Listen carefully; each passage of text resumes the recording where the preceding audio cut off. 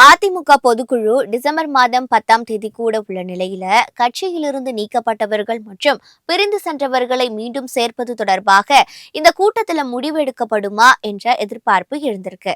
அதிமுக பொதுக்குழு மற்றும் செயற்குழு கூட்டம் டிசம்பர் 10ஆம் தேதி சென்னை வானகரத்தில் உள்ள ஸ்ரீவாரு வெங்கடாச்சலபதி மண்டபத்தில் அவைத்தலைவர் தமிழ்மகன் உசேன் தலைமையில் நடைபெற இருப்பதாக கட்சியின் பொதுச் செயலாளர் எடப்பாடி பழனிசாமி அறிவிச்சிருக்காரு.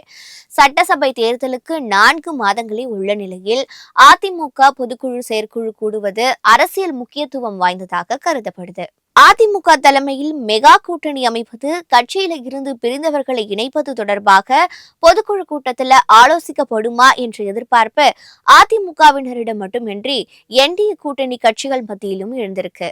அதிமுகவில் இருந்து நீக்கப்பட்ட முக்கியமானவர்களை மீண்டும் இணைத்து மெகா கூட்டணி அமைத்தால் வெற்றி உறுதினோ, பன்னீர்செல்வம், செங்கோட்டையன், தினகரன் போன்றோரை இணைத்தால் கூட்டணிக்கு மற்ற கட்சிகள் தானாக வந்து சேரும்னோ, தொண்டர்களுக்கும் ஆட்சியை பிடித்து விடலாம் என்ற நம்பிக்கை வரும் என்றும் அதிமுக நிர்வாகிகள் கருத்து தெரிவிச்சிருக்காங்க.